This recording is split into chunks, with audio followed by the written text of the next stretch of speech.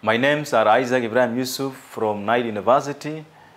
We are here to present today the programs or the faculty that we newly added in our courses. That is, the faculty is called Faculty of Languages and Literature. So simply, we're going to have a department of English language and literature, and that department has got 5 courses. Among the courses are an English Foundation Certificate, Diploma in English, Advanced Diploma in English, Diploma in Primary Teacher Education, and Bachelor of English Language and Literature.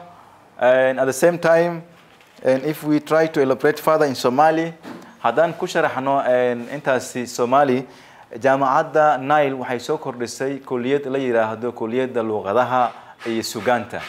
Kulliyaddaasoo aad siiba ugu takhasus karto waaxda ama ugu takhasus karto Ingiriiska, barashada Ingiriiska iyo sugaanta.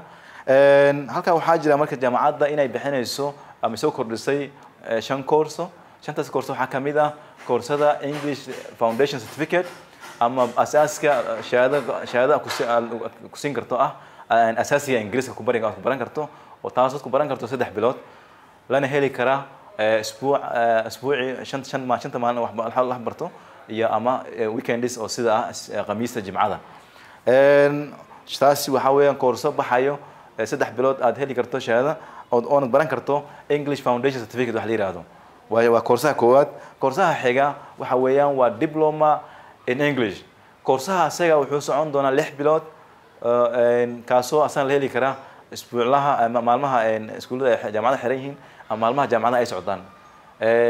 Koorsaha saddexaad waxa weeyaan Advanced Diploma in English. Koorsaha asaga wuxuu socon doonaa 12 bilood ama sanad si aad Ingiriiska ugu takhasusto. Sanadkaas markaad barato waxaad baran kartaa ama heli kartaa koorsooyinka waqtiyada heli kartaa waxa kamid ah khamiis jimca ama maalmaha kala dhan waad heli kartaa. waxaa kaloo jirta koorsaha afraad waxa weeyaan waa Diploma in Primary Teacher Education.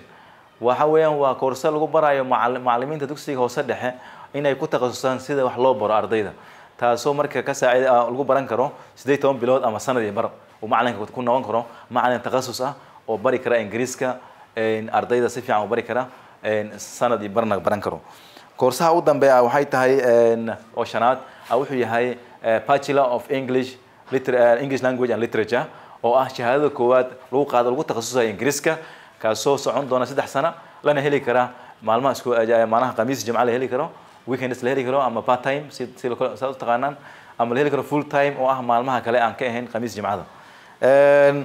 haddaan taasi oga baxa qeybahaasi waxa xiga marka xaqiiqtii waxa weeyaan markaad koorsooyinka dhameysaan ama arday ay dhameeyaan waxay heli doonaan shahaado la aqoonsan yahay caalamka la aqoonsan yahay dalkaba oo aan ku shaqo gali karto aad kula falgali karto hay'adaha iyo jaamacadaha iyo meelaha kale oo loo shaqo taga aad ku falgali karto. sababta shahaadadu aan bixin doono waa shahaado la aqoonsan yahay caalamka iyo dalkaba laga aqoonsan yahay. waxaa kaloo jirta inaan ina sheegno arday macallimiinta jooga jaamacadda Nile waxa weeyaan macallimiin takhasus ah ku takhasusay waxay dhigayaan siiba ka yimid wadamada Kenya, Uganda iyo wadamo kale kuwaasoo inaga baahidina xaqabtiri doona xagga luqadda Ingiriiska. marka jaamacaddu waxay ku taalaa Cabdiqaasim degmada Hodan, taasoo ay leedahay jawi wanaagsan wax lagu barto iyo macallimiin takhasus leh. taas marka waxa loo baahan yahay environment iyo agab wax lagu bartaba intaba leh. marka jaamacadda waxaan ku dhiirigelinaynaa bulshooyinka Soomaaliyeed ama ardayda bahda jecel inay wax barato inay ka soo qayb galaan kulliyadahaas waxbarashada aan soo korinay oona idinka saacidi doona mustaqbalkiina. waa mahadsantihiin. Thank you.